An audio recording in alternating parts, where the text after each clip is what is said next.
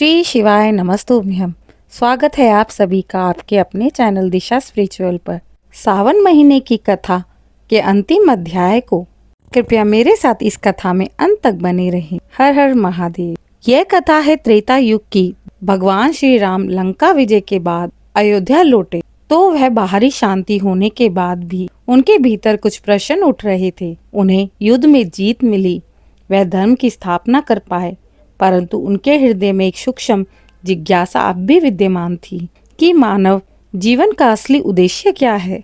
क्या केवल कर्तव्य निभाना ही पूर्णतः मानव धर्म का मूल सिद्धांत है, या इसके विपरीत कुछ और भी है। यही सब सोचते हुए भगवान श्री राम एक दिन पंचवटी के शांत तट पर जाकर बैठे और वह नदी के बहते जल को निहार रहे थे। यह विचार उनकी मन की गहराइयों में उतरता चला गया। भीतर से एक पुकार उठी, मोक्ष क्या है और वह कैसे मिलता है। तभी आकाश में घंटानाद और एक सुगंध सी फैल गई। आकाश से तथा भव्य ज्योति के मध्य से स्वयं भगवान शिव प्रकट हुए। जटाओं में गंगा, मस्तक पर अर्धचंद्र, गले में सर्प और अंगों पर पवित्र भस्म की आभा थी। श्री राम ने दोनों हाथ जोड़कर विनम्रता से कहा, त्रिलोकनाथ, आप ही शाश्वत सत्य हैं। कृपया कर मुझे बताइए, इस जन्म मरण के चक्र से निकलकर मुक्ति का मार्ग, मोक्ष का मार्ग क्या होगा। भगवान शिव ने करुणामय मुस्कान से श्री राम से विनम्रता पूर्वक कहा, श्री राम, संसार सिर्फ एक माया है। यह सांसारिक दृश्य जगत अस्थाई है। जन्म और मरण के मध्य जो कुछ दिखता है वह केवल क्षणिक छाया है। जिसे हम सब अपना समझ लेते हैं वही बंधन बन जाता है।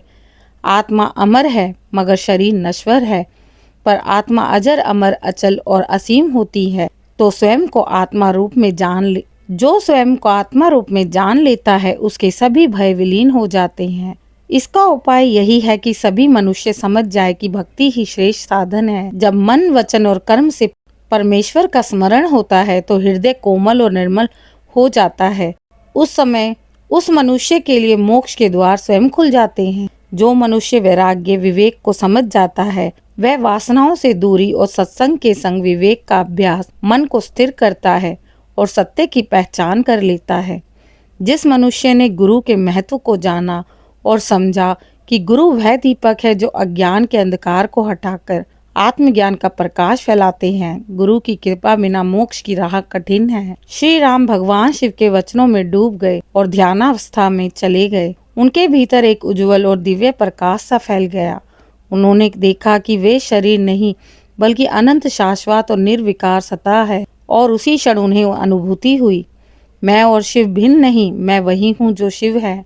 भगवान श्री राम ने नर्म स्वर में कहा, भोलेनाथ, आज आपने मेरे अंतर मन के सभी प्रश्नों का समाधान कर दिया। अब मैं जान गया हूँ कि मोक्ष बाहरी नहीं बल्कि अपने वास्तविक स्वरूप की पहचान में है।